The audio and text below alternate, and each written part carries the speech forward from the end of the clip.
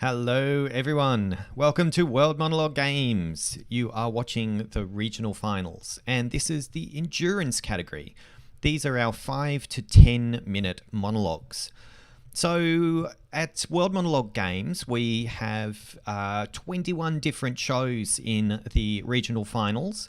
These are the best performances from all of those who submitted as determined by our judges. And yeah, you're watching the endurance category now. We've also had sprint on just about an hour ago, and we've got another endurance and sprint show tomorrow, and we had an endurance and sprint show yesterday. So we're doing those two categories over this weekend. I think I forgot to introduce myself. I'm Pete Malicki. I am the creator of the event. So just a few things about how World Monologue Games works, and then I'll hand over to our performers. So we have a real emphasis on performance over technology. It's all about the actors, and we're trying to make this event as accessible as we can for everybody. So everybody in the world who wanted to participate was given a free entry. And by having that emphasis on the acting, it just makes it, for those people who don't have the resources to get really fantastic cameras and AV gear, it just gives them the opportunity to participate as equals as well. Fortunately, the standard phones and cameras around the world are pretty good, so the quality is still great despite that.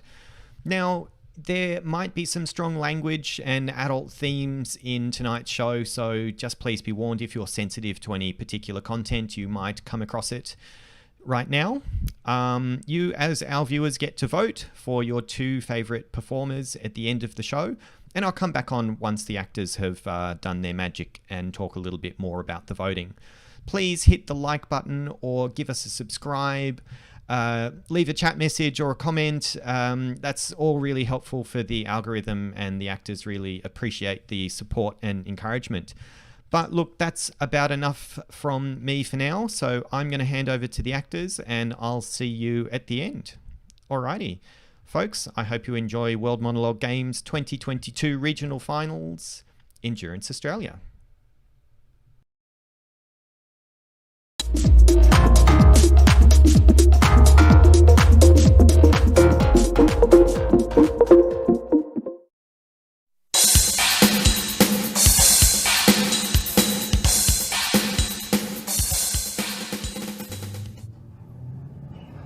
Bit my lip.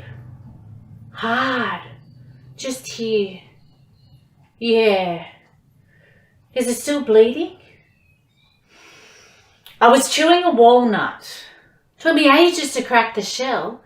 Had to use the back of a knife in the end. One of those machete things? Yeah, one of those. The really funny thing was, I thought to myself, careful Lydia, careful. You don't want to hit yourself in the face with one of those machete things. You don't want to smash your face open, crack your skull. So I was being really careful. Hold the handle tightly, bash at the shell, crack it in half, pull it apart and look, see? See inside that beautiful walnut? Like a teeny tiny brain. And they're good for you, right? They're good for your skin, your hair. They're organic. Not like the ones from the supermarket already shelled. These were the real thing. The real thing. So I'm thinking about this, how healthy they are, how good I'm being. Eating something healthy, not like a Pluto pup or say fried cheese on a stick. And I think, Carol would be proud of me. She would. She'd say, good on you, Lydia.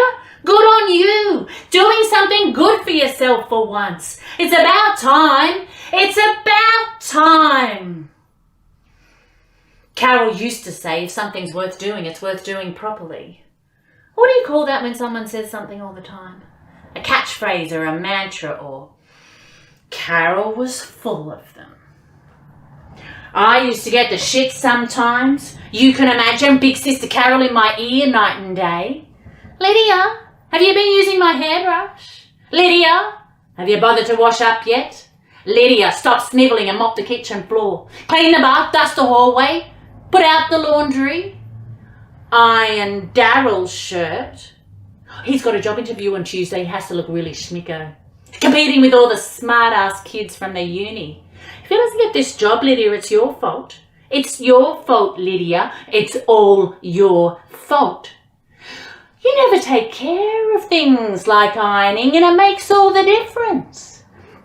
If I've said it once, I'll say it again. If something's worth doing, it's worth doing properly. Do you hear me, Lydia? Are you ignoring me? Lydia? Lydia? Lydia?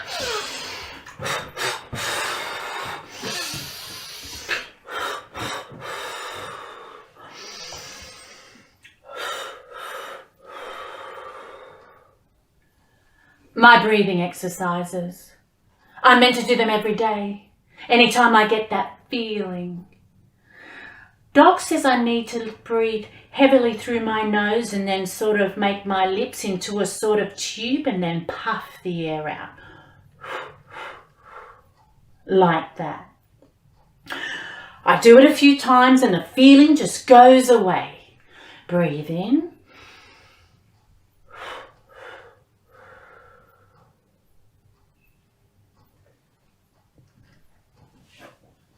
To be honest, I've been having that feeling a lot.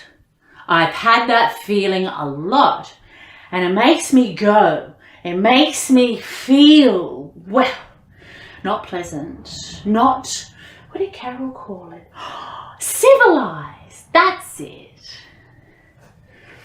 I told Carol not to tell Daryl, but she did, of course. Because she loves him, see? So she tells him anything. Everything.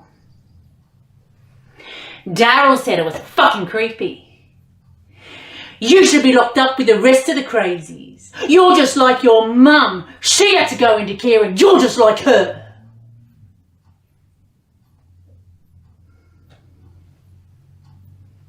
People said my hands were mum's hands. Saying crooked little finger like mum.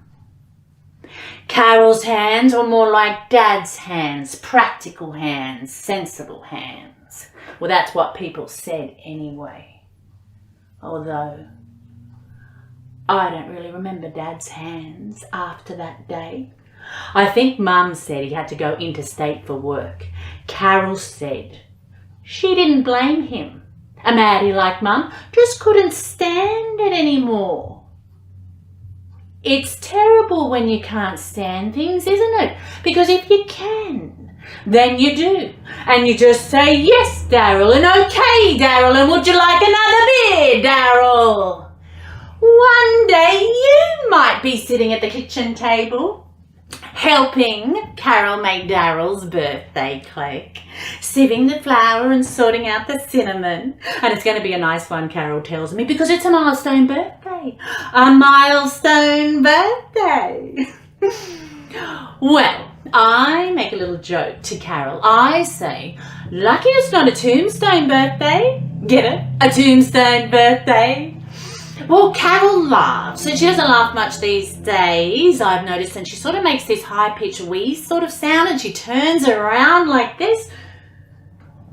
And I just know, I know it's him come in the kitchen, standing there silent, watching her.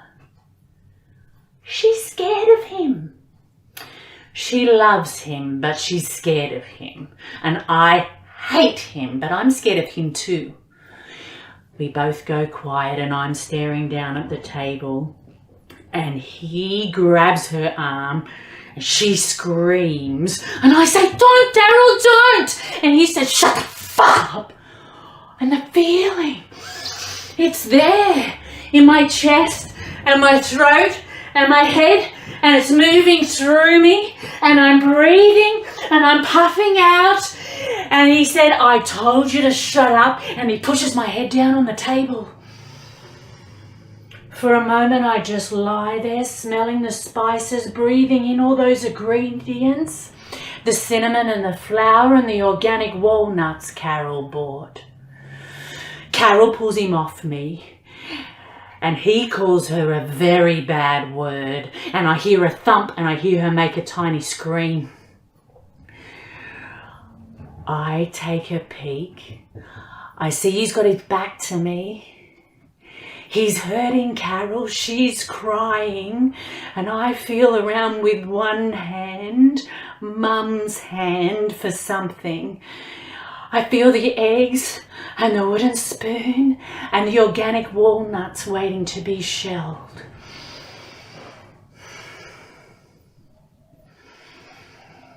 But that's the problem with the real thing. You have to crack them open. You have to smash them apart. You have to split their shells. And all we had was a machete. And they do make a mess, machetes and walnuts, but it's worth it. It's always worth it. The screaming was something else, I must admit. If something's worth doing, it's worth doing properly. Although, I probably didn't need to do Carol too. Daryl was probably enough. I'd say Daryl was self-defense and Carol was Mum's hand.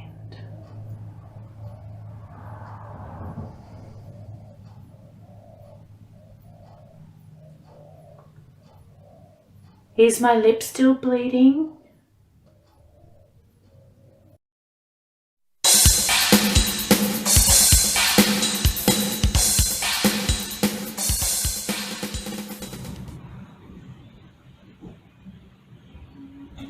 My fault. Really. Let me tell you how it happened.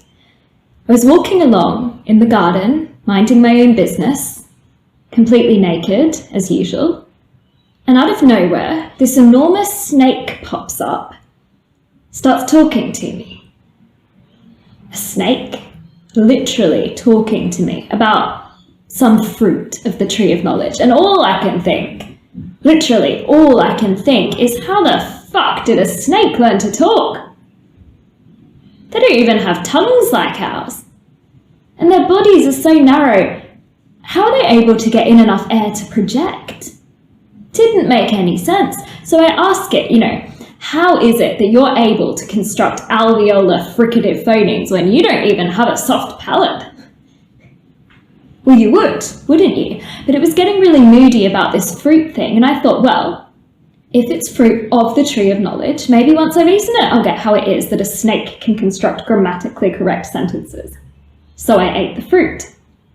Then the snake goes off again. Eve, offer some fruit to your husband. So I offered the fruit to Adam, but he was like, no, Eve, I'm on a low-carb diet. And I thought, boy, if anyone could ever use a bit of extra knowledge, it's him. So I gave him the fruit. I want you to pay particular attention to what happened next, because this bit's quite important. The fruit got stuck in his throat, literally stuck. I could see a lump forming at the front where it was lodged, and I was like, Lord! I wish I knew the Heimlich. As if things aren't weird enough at this point, some voice starts coming from the sky. Eve! I'm like, hello? And the Lord himself, I kid you not, the Lord himself drops down from the clouds, looking seriously out of sorts. Now, by this point, the snake's taken off down some hole in the ground. Adam's dropped to his knees, trying to dislodge the fruit from where it's stuck in his throat. I'm starting to feel a bit uncomfortable about the fact I have been walking around a garden completely naked. So, I try to act natural. Hi, Lord. Things have been getting a bit weird down here. Do you think you could possibly design me a couple more pairs of hands? I don't seem to have enough to completely cover everything I want to. he was not having a bar of it. Eve, you have disobeyed me. The fruit. Yes. There was this snake, and he got me wondering about all sorts of questions. And I really wanted a bit of extra knowledge. That snake was the devil.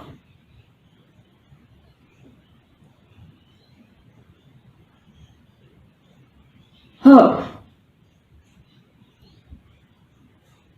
That explains a lot. Do you know what he said next? Get this. I will increase your pain in pregnancy and your suffering in childbirth. In spite of this, you will still have desire for your husband. That you will be subject to him.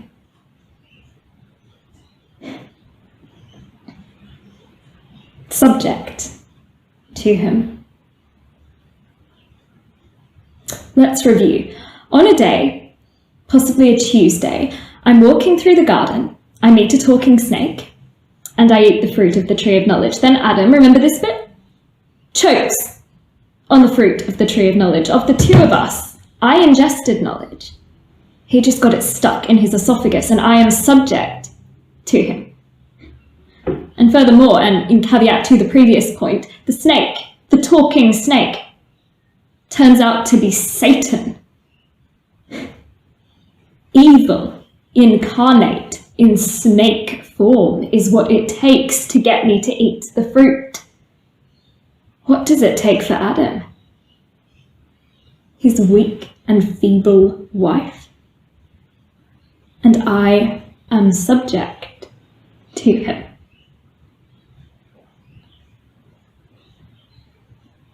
And of course, we all know what happened after that. Years later, you get lumpy-throated men walking around, physically displaying their inability to consume knowledge, teaching, learning, leading, living the intellectual high life that they wouldn't have had if I hadn't eaten the fruit in the first place, and they still have the audacity to turn around and say all women, through me, are the source of original sin. King Herod killed a town full of babies. I didn't see anyone turn around and say all men should apologize for that.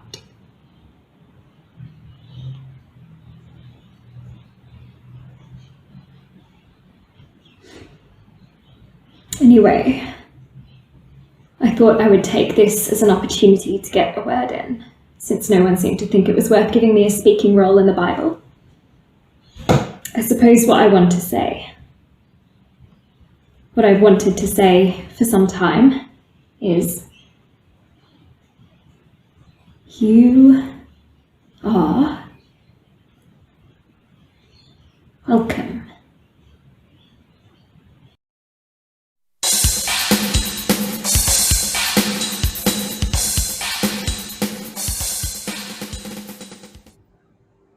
People have called me a hero, a killer, a saint, and a psychopath. They even used to say the first three all in the same sentence: hero, killer, saint. My name's Mark Theo Carter, and until recently I lived a completely unremarkable life. Last 5 years I hardly worked a day and more or less lived off welfare. The only thing most of you would find interesting about my last 5 years is that I killed 16 people. Only got charged for 4 of them, but that was more than enough for the life sentence. I did the first one not too long after I quit my job. My latest relationship had broken down and I was going through some shit. Killing someone wasn't exactly on my thing to do list, but you know, the right situation crops up and you never know what might happen. It was late at night on a Wednesday. There I was, walking through a park, when I come across what looks like a couple of teenagers having some fun. Not many people go in the dark spots around there, but I seek them out. When I get a little closer, I see the guy has his hand clamped down on the girl's mouth, and there's something glinting in the pale moonlight. He sees me and freaks a bit, holding what I can now see is a knife at her throat. I say to him, "You ever done this before, boy? You're holding that little butter knife like you're ready to spread marmalade on toast." I'm real close now. I can see his pants are halfway down. "If you don't mind me getting her a little messy, I can show you a thing or two with that Swiss Army." The guy stares at me for a long moment. He recognizes the stronger male. The girl's so scared she can hardly move a muscle. I crouch down beside her head and look the guy straight in the eyes. He's curious, so he hands me the knife. The last mistake he would ever make. He collapses in a heap of bleeding dead shit. I pull his body away from the girl and offer my hand. She lies there whimpering, naked. I pull her to her feet and send her on her merry way. I got off without so much as a wrist slap for that one. Girl told the court he attacked me, and I somehow managed to take his weapon and defend myself. Media call me a hero, and the girl's family were ready to knight me. The second guy didn't get me quite the same reception. I'd been helping my brother load electronics into his store at 3 a.m. I drove off when I was done, but came back 10 minutes later because I forgot my wallet. Now there's this guy in there stuffing cameras into a garbage bag. I go up to him and he spins around to find my fist breaking his nose. I pull him to the ground, grabbing a fistful of his long Fabio hair. Made it real easy to smash him to the ground. It was years later before they pinned it on me. But if I hadn't killed the fucker, I might not have got life. Before my trial, all the shrinks agreed I was a psychopath. Most people wouldn't have the first clue what this means. You see movies with complete crazies killing people at random or making skin suits or whatever, but that's not what a psycho is.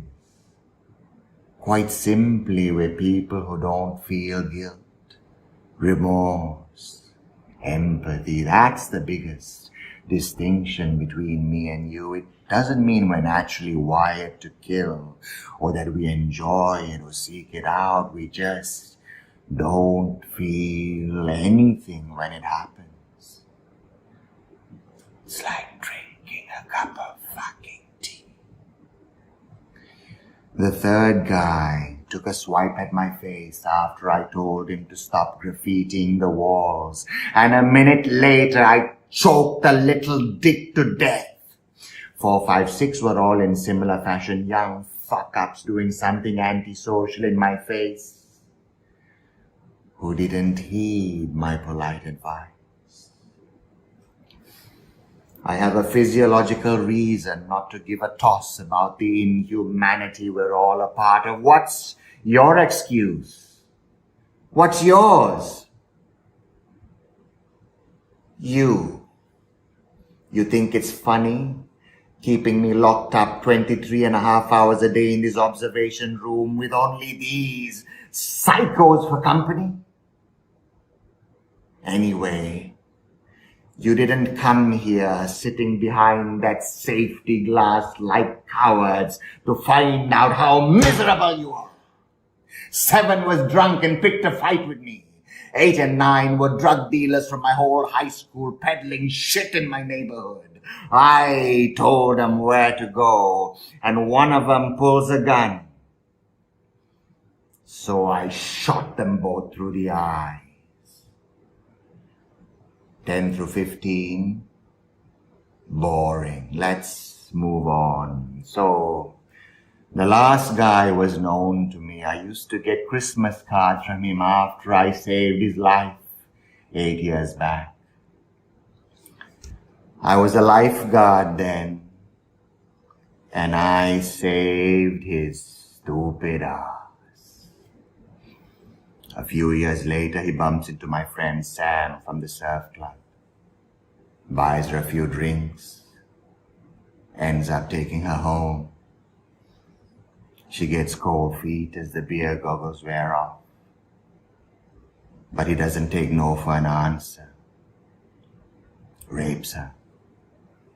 She's too afraid to go to the cops, and so he gets away with it until he walks into me in the street. I do society a much bigger favor by icing the ones I know are bad than by saving people who may or may not be good. So I took the only weapon I had, a pen, and I stabbed this guy in the neck.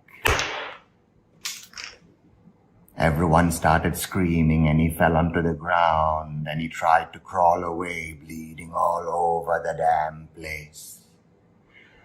I watched him for 3 whole minutes before some cop had his gun in my face. And before you know it, I'm in the slammer with a life sentence. Anyway, that's my story. Make of it what you will and judge me as you see fit. God knows I'm judging you hypocritical shitbags. I'm Theo Carter. Hero. Killer. Saint.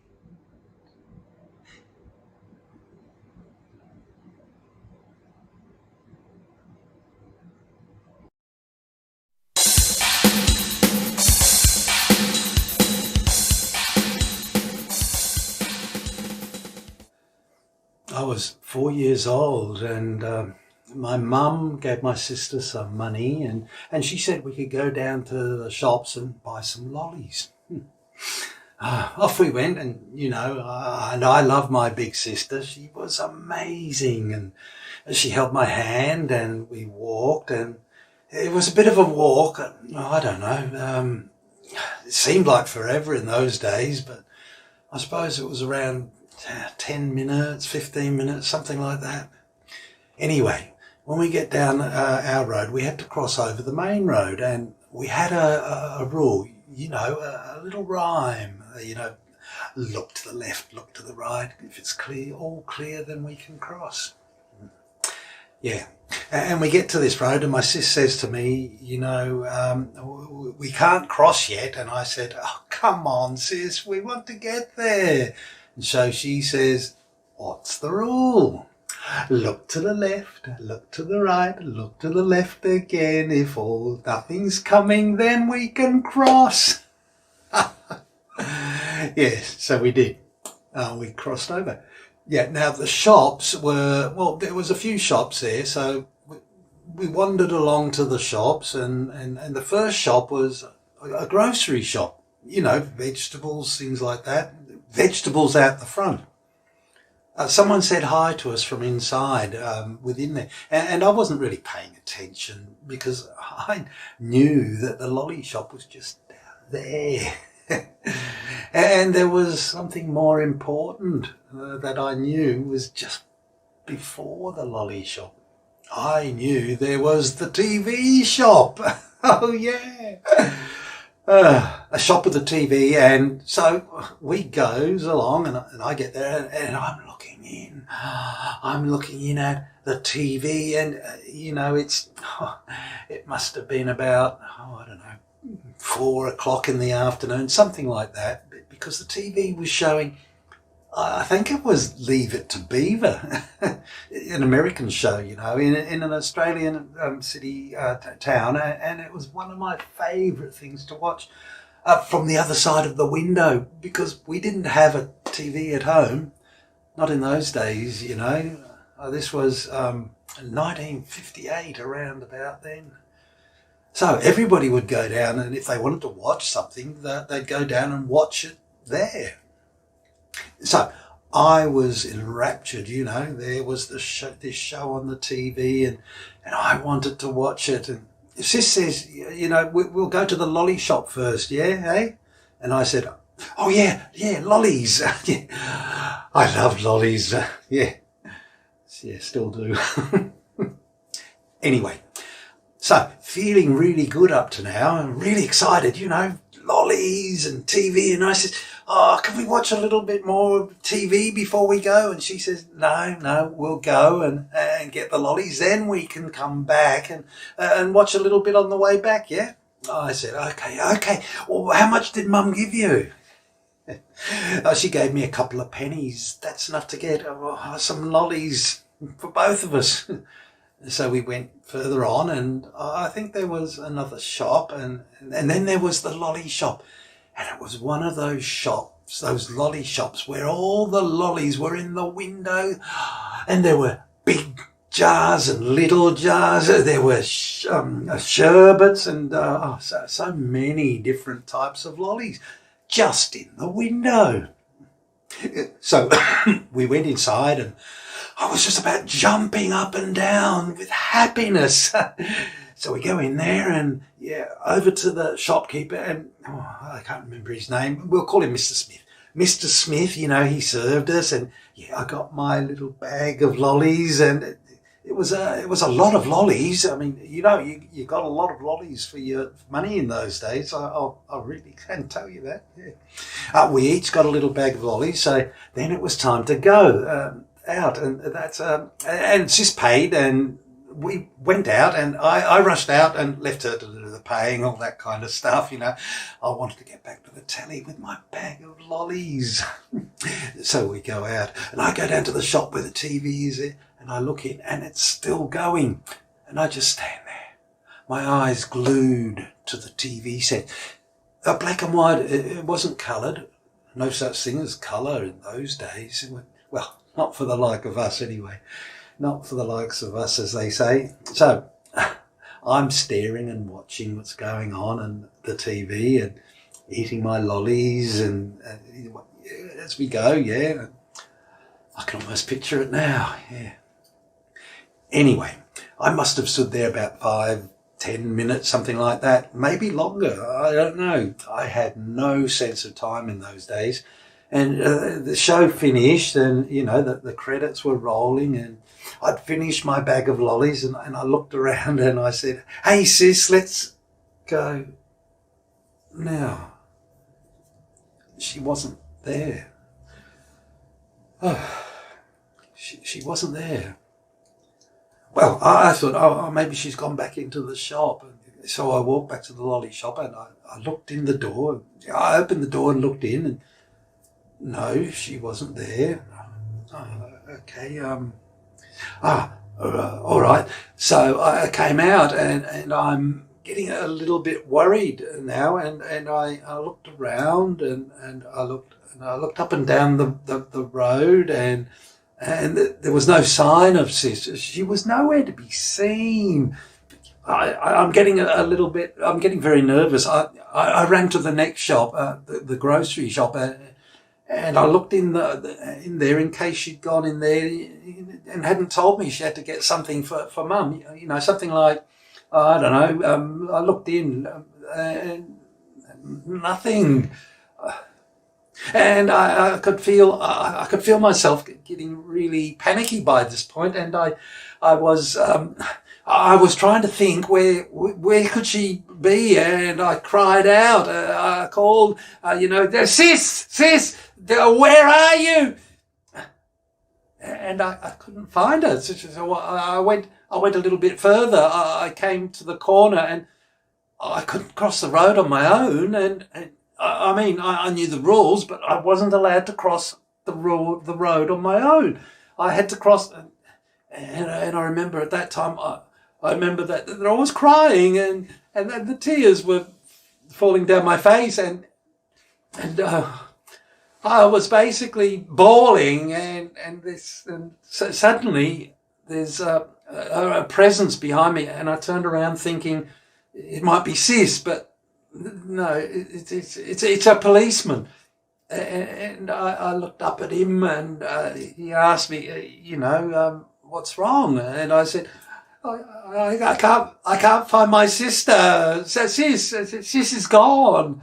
And the policeman looked down at me, and then he took my hand, and he asked me, what's your name? I told him, Ronnie, and he said, what's your sister's name? And I told him, and he says, come with me. And I said, but where's Sis? And he says, come with me. He took me to the police station and with him, and I don't remember all the details, but I remember playing happily with a hot drink, probably cocoa or something like that, and then playing on the typewriter, just clacky, it was a noise. It was something to do. Eventually, a couple of policemen took me, found out where I lived, and asked me, I couldn't tell them, but it seemed that someone knew my mum, and so they took me, and they went to our house, and it was dark out by now, and when we got there, the house, there was no lights on, and so they knocked on the door, and there was no answer. Then I don't know how, somehow or other they got into the house, and it was empty. They'd gone. Mum and Sis had gone. So how do I feel about that? For many years, I was absolutely pissed off and angry.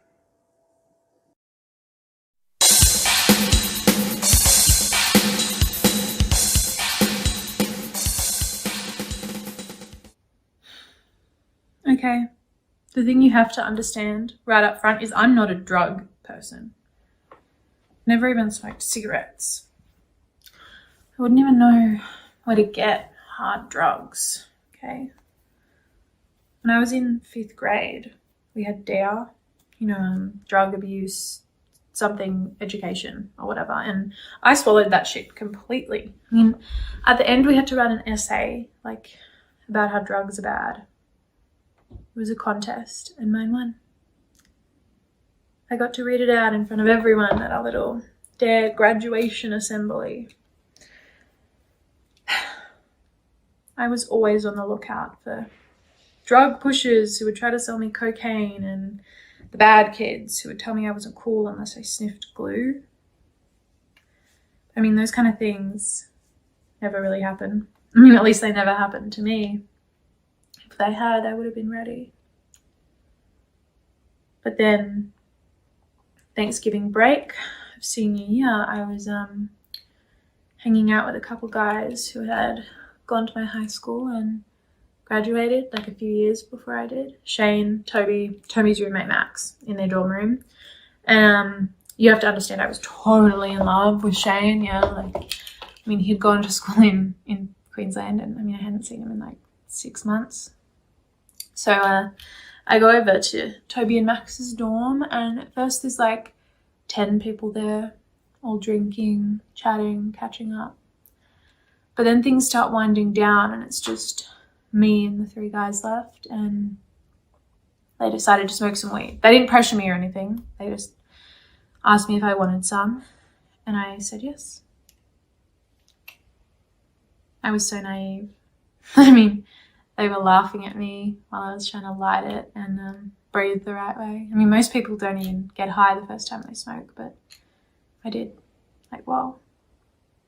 And then Max offered to give me a back rub, and we ended up making out on the floor after Toby and Shane went to sleep. So I guess that's how I discovered I really like weed. I mean, it's like a completely brilliant invention. When I'm high, everything is relaxed. Everything's funny. I mean, I'm never relaxed in real life, and I feel smart and insightful and fucking creative. Okay, it's like a great little vacation for myself. Anyway, Jodie said that mushrooms were pretty much the same kind of experience, except with some hallucinations. Some hallucinations. Yeesh. Understatement much. I mean, I think we were all tripping way harder than we thought we would be. Obviously, Erica was the most scared. I mean, it was more disturbing than I thought it would be, because I figured if you know you're tripping, then, I mean, you can't really get freaked out because you know that what you're seeing isn't real, but it doesn't quite work that way because yeah, I mean, you know, what you're seeing isn't real, so it should just be like watching a movie without a screen. But it doesn't matter how much you know it isn't real, you still feel it is and believe it is, even though you know better, because tripping somehow makes completely impossible things seem totally possible, even likely. And I mean, that's really amazing and mind expanding and wonderful, okay, until it's not. Okay. Believe me, I really wish I could help her. I wish I knew what happened. She was right there. And then she was just gone. Disappeared like a magic trick. I really don't know what happened or where she is. And Jodie didn't do anything, okay? She was with me chasing imaginary cats. Erica was a friend. We had no reason to hurt her. I'm sorry, I know you're just doing your job. I mean, yeah, she had some problems. She took medication. She went to therapy. And I mean, yeah, I feel guilty as hell that we gave her drugs. I mean, we should have known her brain was different to other people's. But she thought she could experience, I mean, how do you say no to that? When someone wants to try something crazy because they think it might help them, how do you say no? I don't know how bad it was. I mean, maybe it was really bad for her. Maybe she did something to herself. Maybe she couldn't deal with what she was seeing, but maybe not. I mean, maybe she's just hiding, and maybe she's better. And I'd rather believe that. You know, I'd rather believe that she's hiding, and then when she's ready, she'll come back.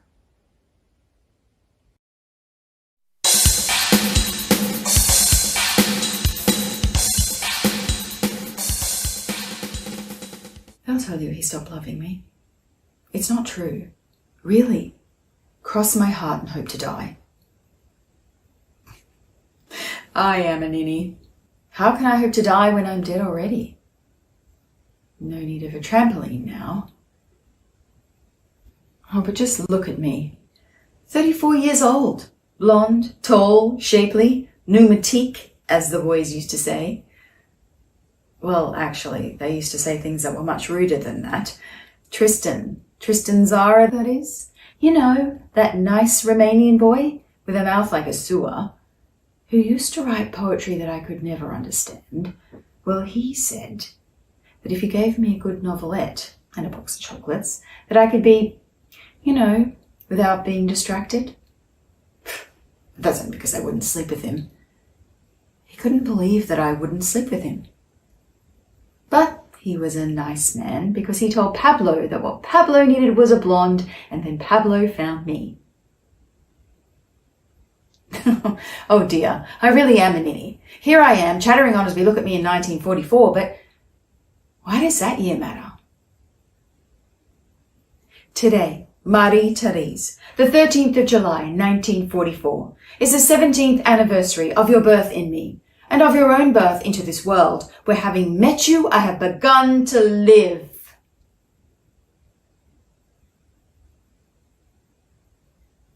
Do you think he ever wrote such lovely words to Olga? Or Dora? Or Francois? The 13th of July, 1937, my birthday. I was 18 and we went to a hotel in Newley. Oh, but I haven't told you how we met. It was 6 months earlier. It was a cold day in January, and I was standing in front of the Galilee Lafayette department store on the Boulevard Haussmann, waiting on a girlfriend. And there he was, in his fine, thick overcoat, staring at me. He even walked around me once or twice as if he couldn't quite believe his eyes. Miss, you have an interesting face. I would like to do your portrait. I am Picasso. Well, I didn't know who he was, did I?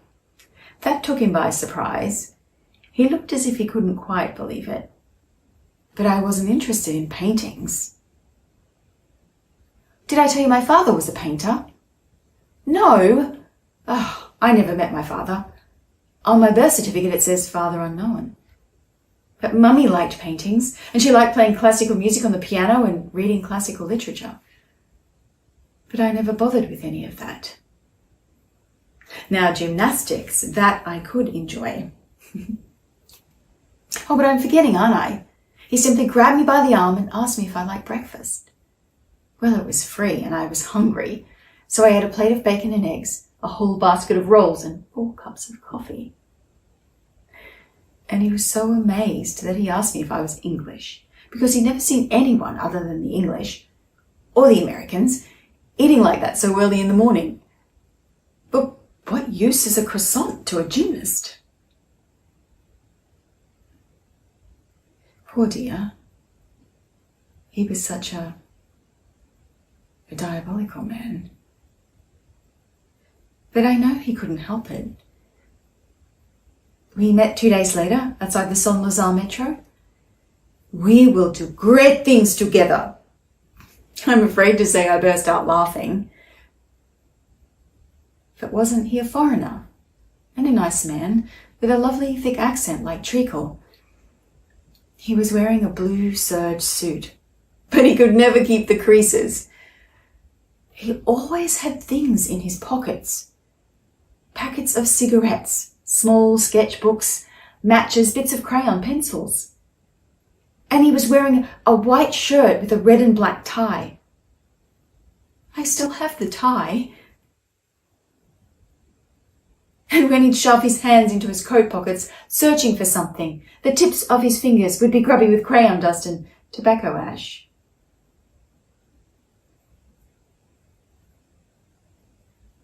He told me he was married, but I didn't care. He had such beautiful blackcurrant eyes and a thick, dark, shiny lock of hair that wandered across his forehead, and he was just so stocky, proud, erect. And he seemed to look at you and into you and all around you and will you to do what he wanted. And he had such powerful yet feminine hands.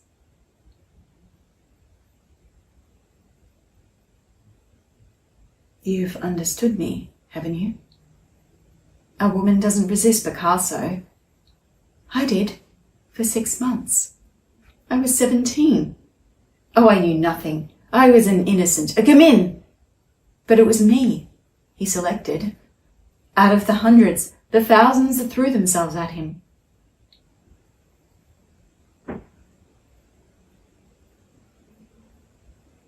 It was me.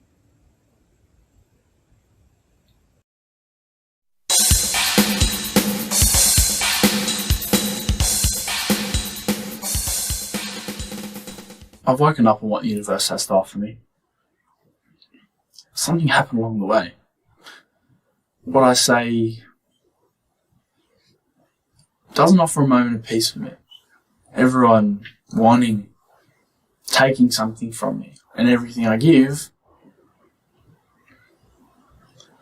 just doesn't add up to be good enough. Good enough. Just to be good enough. Am I good enough? Every day it seems to be me, low on energy, but I put on a smile. And the smile is the mask that I hide the truth of me. The truth of me? I'm in my room alone. By my side. Me, myself, and I.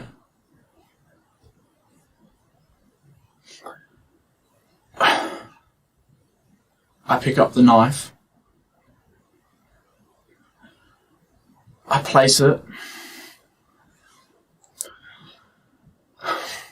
And I see as it slices my skin. I touch it. I feel alive. Alive. I'm screaming, but no sound cries out. Tears wash away my sin. I'm wanting to connect with you, God, to say everything's going to be alright. I want to live a day without the pain, without the double reflection of my face in the mirror, a reflection of my own disdain. I didn't think my life would turn out like this.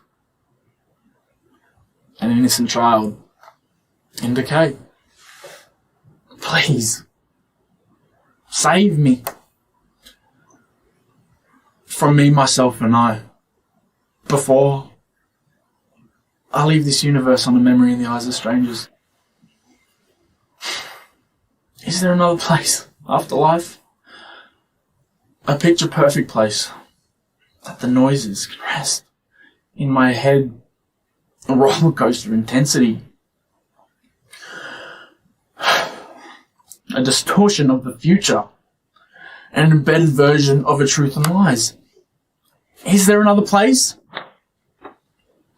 Please, save me.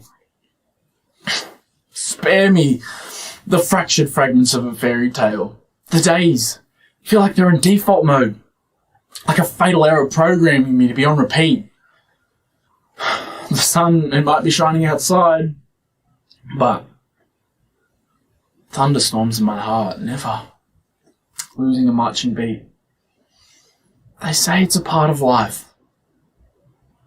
Man's search for meaning. We must collectively participate, contribute. Where's my antidote to this chaos? I realise it's the changes I need to make inside. No short circuit to our holy grace. The change of each breath I take, my heart rejuvenates. Live each day without a price. Live each day as a sacrifice for salvation. My absolution. My one true love. My one true love is me. And me only. Me, myself, and I. So, give over to the sky and soar. High. High. High. Just 1 foot in front. In front. In front. Building my strength. I don't want to be someone they just see in the paper. She seemed okay. Last time I saw them. That's just it, isn't it? You only see me now. Now you see me. I'm not okay. I just survive. Screaming deep down inside. Just see me for who I am and not who you want me to be. I'm me. I'm only me. There's no other version I can be. Don't take away my identity. It's the only thing giving me any kind of sanity. I'm sick and tired of playing the fool. You must think I'm pretty stupid, huh? Ungrateful. Good for nothing. Easily offended. Just let me be the version of my life of me that makes me fly so high.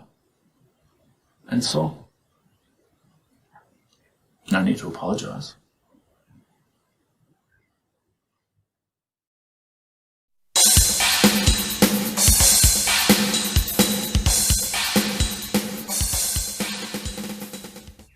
I never actually knew my mum. She died during childbirth. Lived long enough, though, to hold me in her arms and look me in the eyes and say, Sam. Dad said her very last moments were the happiest ones, so at least she went out on a high. Dad was a drug addict when I was born, so I only spent a few months with him before they shipped me out to foster homes. Now, the first people who had me were arrested for kidnapping, a kid in the 60s, so I was forwarded to an elderly couple before I turned 1. And I'm sure that they actually were the best parents that I ever had. But it didn't last long. Enid passed away in her sleep, and Rex died of a broken heart soon after. I was sent to an upper-class couple after that and lived with Carlos and Anastasia for the next 8 years. Now, Anastasia hated me from the get-go because Spot, her bunny rabbit, died of shock the day I arrived. Now, it's hardly a toddler's fault that rabbits have zero constitution, but all the same, I was scorned by her for half my childhood. She was the least hands-on parent in the universe. I think I was technically raised by the Atari 2600. My first words were Pac-Man. I was homeschooled, and when I was 7, I'm pretty sure I topped the state in Space Invaders. Now, Carlos was an even worse parent than the Atari. He'd come into my room about once a week just to see if I died of malnutrition and just stand awkwardly in the doorway.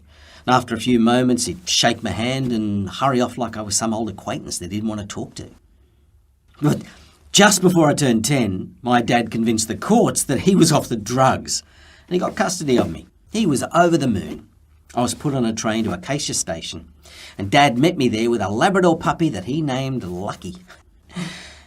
Yeah, Lucky was so excited to meet his new best friend that he leapt right on top of me as I arrived, except I was still on the moving train and, the poor thing got minced. It was a fairly mixed reunion. A few days after I moved into Dad's pokey little apartment, he started coughing. At first it was just a little hack. It quickly turned worse and worse until his entire breathing cycle consisted of a gasp in and a choke out. Cancer got him when I was 10 years and 10 days old. Off I went to another foster home, and after less than 6 months, my 2 dads, Charles and Charlie, were killed in an accident on the motorway. When my next foster mum died of a stroke at 27, I knew there was something wrong with me. I relocated again, and I went to see a priest. What would you like to confess, my son? Father, I replied, I think I'm possessed by the devil. The people around me have all gone to heaven. My mum, my dad, the Charleses, the old couple, even Lucky and Spot. I'm not very good at maths, Father, but this many deaths seems improbable. How am I supposed to live with everyone around me goes to heaven? Father? Father? Hello? I sat on the pew and pretended I didn't know what was going on. Might have got away with it too if the ambulance hadn't backed into my new foster parents' car and caused that horrible explosion. Well, the next guy I live with is still alive today. He worked in a warehouse and was terribly fond of marijuana, smoking it on a daily basis when he got home from work at 4 a.m. Now, I don't know how he was legally entitled to adopt, but I suspect he hired someone on Gumtree to play his de facto partner. Damo and I didn't have much to do with each other, but all things considered, he was a reasonable parent who got me through school and into my own apartment. I moved in with 2 nerds that I met online through gaming, but I was the only one to survive that fire. By the time I was living alone and working from home as a programmer, I was over it. I mean, what the hell was wrong with me? What evil spirit did I piss off to become the town death magnet? So at 19, I tried to kill myself. I nailed a sturdy hook into the rafters, slung a rope over it, looked up how to make a noose on the internet, slipped it over my neck, took a deep breath, closed my eyes, kicked out the chair. And there was a god-awful crack, and the rafter swung down off the ceiling with an arc and smashed into my goldfish bowl, sending Browser Jr. out the window. "Screw this," I said, so I leapt out after him, fell 4 stories and landed on a little old lady. Poor Mrs. Bellevue. I staggered onto the road and the car that swerved to miss me finished the old dear off. My guilt of being the only one able to stay alive for more than 5 minutes tripled, and I tried everything to end myself. Did you know that if you put a gun right next to your head and pull the trigger, it's still possible to hit the wrong person? I jumped off a cliff and a gust of wind blew me into a tree growing out of the rock. A helicopter that came to rescue me. I tried to drown myself, but ended up with a box jellyfish in my mouth, and the guy that did CPR got stung and asphyxiated. I tried explosives and exposure and electrocution, and all I succeeded in doing was becoming the first person in the country to be blacklisted by emergency services. So I gave up on offing myself and came up with a mission. If I couldn't hold down a meaningful relationship or own a pet, the least I could do was to grow flowers. So I converted my unused garage space into a greenhouse, bought a stack of vibrant, healthy plants, watered them every day, and one by one they withered and died. I bought more, watered them only once a week. They wilted too. I tried 100 different species, but nothing lasted more than a fortnight, even the damn succulents. I tried everything I could, still no flowers. I dug up the neighbour's rose bush, planted in the front garden. Now the strata manager knocked on my door and went mental, but fortunately he was on life support before he could complain to my agent. I read horticulture magazines. I tried everything: water, fertiliser, sunlight, shade. I read one, Stephen King. I played one, Mozart. They all died. Meanwhile, my mail stopped coming. They were running out of mailmen. One day I went downstairs and saw something miraculous. There was a bud, a tiny shoot of green sticking its head through one of the hundreds of empty pots. I was overjoyed. I posted it on the pot plant forums. I told them all about it. I took a photo every week and sent it to my friend FloraFan8. Now FloraFan8 told me it was marijuana. Marijuana? Damn teenagers. But wait, Damo was a pothead and my dad was a drug addict. Does this mean? So I made contact with some stoner kids from high school, started hanging out, and they didn't die. Ecstasy! Well, you know what I mean. I could have a very slow, perpetually hungry cat. I could fall in love. Someone could be at home to say, "Hey, brainwaves for dinner." It sucked that the only thing capable of surviving around me was quite possibly the only thing that could land me in prison. I mean, why couldn't it be sunflowers? No one gets 3 to 6 months for growing sunflowers. I thought the best idea was to go somewhere where marijuana was legal, so I saved up my money on a one-way ticket to Amsterdam. Great idea, but I really should have thought that through. No one else survived that crash. Then I caught the interest of someone in national security. After that, Unbreakable Sam, he called me. Tried to kill yourself a dozen times but couldn't pull it off, he said. Have you ever thought of joining the army? And that's the story of how I joined Special Forces in Afghanistan, in the only regiment encouraged to get high while on duty. They call us the Flowers, because of all the bud. All I do is walk through the desert watching rifles misfiring and bombs randomly going off in caves. I've been captured 4 times, but I get out within a day or 2. Not everyone gets dealt a winning hand, you know. But all things considered, I can't complain. I may not be destined for happiness in this life, but at least I get to be useful. And that's cool. Useful works just fine. I'm not dying to be happy.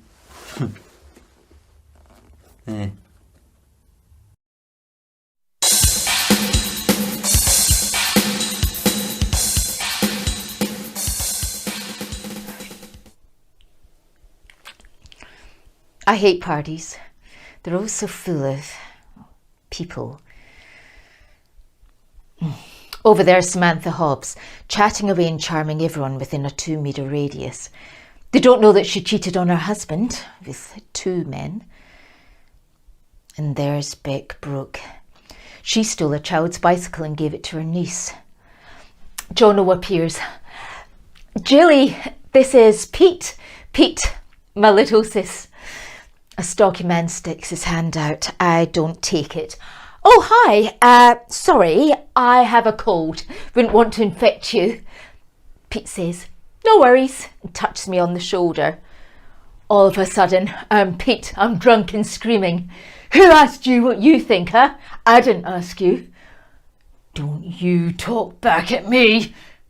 I will be as loud as I damn well please in my own house. What did you call me? I hit my girlfriend across the face. She stumbles back and I follow up with 2 more. She crumbles to the ground. And I'm Julie again. Jono and Peter looking at me expectantly. One of them's asked me a question I didn't hear. I'm used to covering by now, so I say, oh well, what can you say? They look at each other and I excuse myself. I weave my way through the gathering and into the bathroom, where I put my face under icy cold running water. This never gets easier. I am cursed. The first time I make contact with a person, I become them when they were at their worst. I felt the rush of adrenaline as I smash a beer glass over someone's head. The thrill of sliding someone's wallet out their back pocket. I have lied, cheated, stolen, assaulted, sexually assaulted, carjacked, and even kidnapped. The things I've done keep me awake every night. I'm nauseous and I want to go home. I've been here long enough to keep my brother happy and I don't want to risk this happening again. I wipe down my face and find Jono. He hugs me. It's the longest I've stayed at a party in 2 years, and the subtext of that hug is, I'm glad you're getting better, sis. That night, my dreams are haunted. I come to work exhausted and shut myself in my office. If I wasn't on the executive, I'm sure I'd have lost my job a year ago. There's a knock at the door, and in comes John Millicent. Jilly, you look like death tied you to a tree and buggered you all night. He used to deal cocaine and once sold to a 13-year-old. Thank you, John. Lovely of you to notice. Do you want something? Auditors here. Oh, crap, forgot about them. I head to reception and there's a young woman and a man about my age. We go to the meeting room and talk about the joyous topic of corporate tax for 20 minutes. It's all fine and dandy until the young woman passes me something and brushes my fingers. I'm Chloe Wilkins. I'm texting my boyfriend and I'm driving. I glance up and there's nothing on the road. I type in, lol babe, love you so much. I hit send, look up, and there's a dog in front of me. I swerve to miss it. I hit a child. My stomach drops and my whole world shatters like a jigsaw puzzle thrown on the floor. I look out my window at the child and puke in my lap. A minute later, I wipe my mouth, take a deep breath, and drive away. Chloe is leaning forward with concern in her face. I look at her, horror on my face. There's no way she can know about my curse, but as our eyes lock, she knows that I know. I excuse myself and rush out, passing John and telling him to deal with the auditors. I slam the door of my office and dry retch for 2 minutes with my face in a wastebasket. Shaking and feeble, I call my brother. Jono, it's me. I need to see that doctor, Mum's old one. I'm going to need something to sleep. I can't help but feeling grateful I still have sick leave as I wait in the doctor's surgery. Julie, come on through. I head down a short corridor and into Dr. Forsyth's room. He's a skinny 60-year-old with sparkling grey eyes. What's bothering you, Miss Williams? I tell him about insomnia and stress, and he takes my blood pressure. He touches me, and I am him. I'm administering a flu shot to an elderly gent. There's something in the shot, something I put in there. Diamorphine, enough to kill a person. This isn't the first time I've done this, not even close. I push the plunger and smile as the liquid leaves the barrel of the syringe and seeps into his arm. Miss Williams? I'm aghast. This doctor's a killer, a serial killer. Dr. Forsyth, have you been murdering your patients? His jaw drops. I would never normally comment, but he was my mother's doctor. I know what you're doing.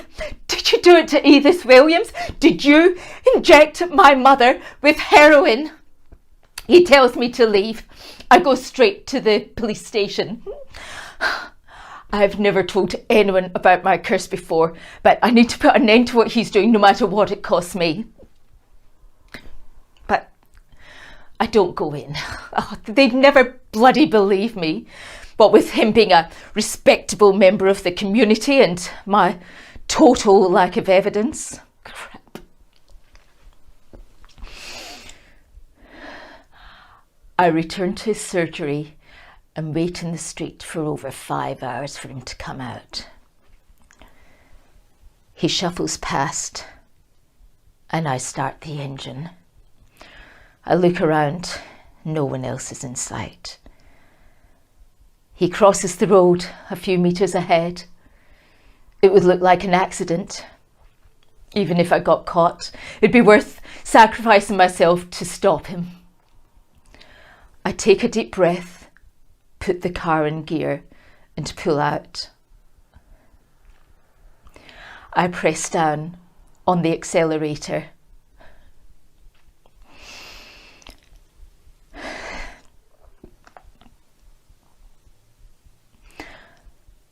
I lived in fear every day for 3 weeks. But then something miraculous happened. I met a guy called Jake at a work function, shook his hand, and nothing. No flashbacks, no visions. I just made contact with a complete stranger and absolutely nothing happened. I was so elated. I missed the absent look in his eyes as our hands clasped. 4 months later, I realised there was something very significant about that handshake. Jake follows me home one evening and slips inside as I close the door. I try to scream, but his hand clamps down over my mouth. You've been a naughty girl, Gillian. You thought no one would find out. Not only do I know what you did, I know you meant to do it. He was a murderer. He was injecting his patients with lethal doses of drugs. He killed my mother. Sorry, honey. It's a little late for the theatrics. You did what you did and you'll face the consequences. You're doing what I did! He sneers at me contemptuously as his hand clamps over my throat and presses down.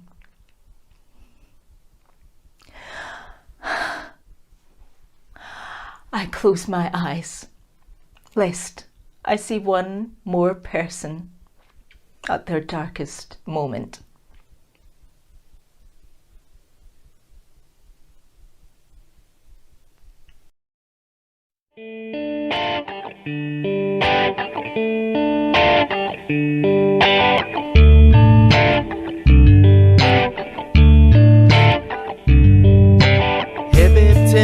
What you wanna be, float your mind and listen to the bass, rockin' to the ladies, you're so fortunate free. All right, That was Endurance Australia at the World Monologue Games 2022 Regional Finals. A massive congrats to the performers. Some top stuff in there, very powerful performances.